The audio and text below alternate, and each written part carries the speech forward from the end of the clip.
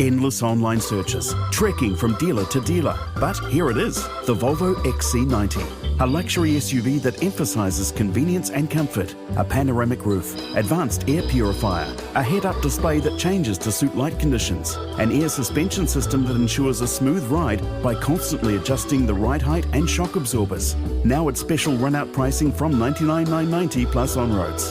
Visit Volvo Cars and discover why the Volvo XC90 is the vehicle for right now.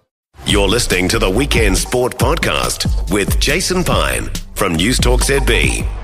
On News Talk ZB, Weekend Sport continuing. Time now as we do this time on a Sunday afternoon to catch up with James McOnie out of Sky, the ACC, the 2023 Rugby World Cup commentary with me. Various pursuits. James, good afternoon. Oh, what a CV. Thanks for adding to it, Elliot. Good afternoon, and great to be back on the show. How good was the opening round of Super Rugby? Well, incredible. I mean, this is the best advertisement is having absolute humdingers for games, and there were ding dongs, there were barn burners, there were last minute nail biters, the works. So whatever cliche you want to put on the game, they had it all, but crucially, they were close. There were no blowouts, and I think that's really a testament to teams just basically building and also getting rid of the rebels. You know, the Australian talented spread now, which was, I think, everyone's been hammering away for a few years. If you get rid of a team, the talent will have to spread out. You'll get better teams out of it. We've been banging on. They've finally done it. Credit to Phil Warren, Rugby Australia, and instant improvement. Yeah, and I mean, look, the Waratahs, that was a heartbreaker for the Highlanders. Last minute try to, I think it's Siosifa Amone, a prop who scored 2 tries off the bench. And the bench is a big talking point as well, because if you go fast forward to the Chiefs game against the Blues, well, they had a loaded bench. And Roger Randall actually explained before the game, he said, well, the All Blacks aren't starting because they haven't been with us that long. So we've got all these plans and systems, and it's just too much information for them to take in. So that's why they're coming off the bench. And, man, it worked a treat. That was an incredible win in the drizzle at Eden Park last night. I know, speaking to you yesterday, you weren't overly confident that the Chiefs were going to be able to get the job done. No, I wasn't. But then I guess if I was, the one thing I was confident about was the depth that the Chiefs had, and I think that's what gave them the win. The Blues have definitely got what would you call title-winning hangover, and also maybe they realise that there's a time of the year to peak, and it's not February, right? So, and missing Hoskins Satutu, I think that's a big loss, and possibly just trying to bed in what to do with their 10-15 combo, because they had Plummer and Bowden Barrett as their first 5 and fullback last night. They could end up with Perofeta and Zahn Sullivan at some point, and there'd be no loss in quality really, because those guys are sort of at that point in their careers where they're peaking. As you mentioned, the Chiefs being able to bring off that bench last night, they probably won't be able to do it for the entire season, but having Leonard Brown and Tupou Vine and Finau and others come on for 20-minute, 25-minute burst and the back end of a game certainly made a big difference at the back end with that fatigue, early season fatigue setting in, and McKenzie moving back into 10. I thought was a big change late in the fixture.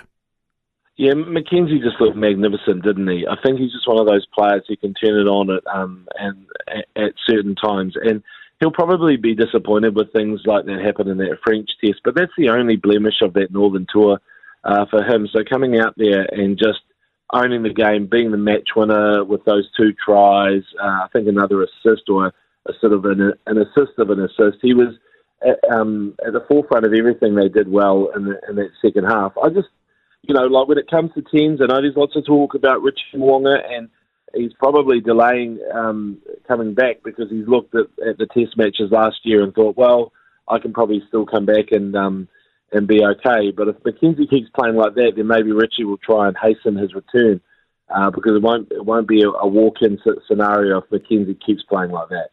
Indeed. Was there a better story over the weekend than Kyle Preston for the Crusaders on Friday night? That is incredible. Is he a roofer? He's a roofer, yeah. He's a roofer, yeah, exactly. So he's he's got down. He's been brought down to earth, but he's even better on the ground. Look, I mean, having those 3 tries, he came on early for Noah Hotham. 71 minutes of rugby. Probably wasn't expecting it.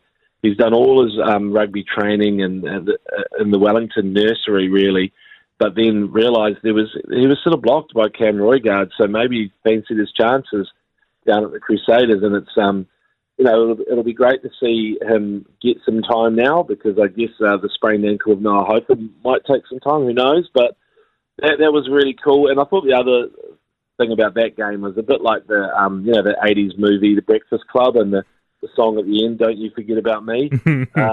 Just watching Cullen Grace and Ethan Blackadder and all these guys, you sort of have to go, oh, that's right. Even David Havili, you sort of go, yeah, those guys are really good, aren't they? And that's what they showed. And Sever Reece is just at Super Rugby level is such a weapon that he had his say too with a try and a freakish centering kick assist. He certainly did. One thing I did want to get your thoughts on as well, Ardie Savigga and Moana Pacifica, they'll be gutted with that, but I think we saw the immediate lift that a player like Ardie can bring to Moana Pacifica. Yeah, I mean, Ardie was immense in that game. I think there's only so much you can do in 34-degree heat in Perth, and he did as much as he could. It's such another heartbreaker watching Ben Donaldson, who has got wheels sneakily. These Wallabies first 5, or reserve Wallabies first 5, scoring a 50, 60-metre try right at the death. So I looked at what Ardie's doing. He is providing just the ultimate in leadership, direction. The team looks so much stronger. There were other standouts as well, but really Ardie is going to be the glue. He's going to be everything to them in that sense. And also nice to see players, just evolving a bit. There was Miracle Fa'alangi. Looks like he's put on about 15 kilos. But then same with Jackson Garden Bishop. I must have a talk to him as a fuller-figured first 5 myself, Elliot. You do have to, and it's always tough squeezing into that number 10 jersey.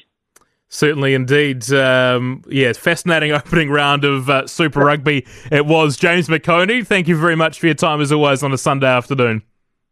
Cheers, Elliot. Take care, mate. That is James McOnie joining us on a Sunday, as he always does, here on Weekend Sport.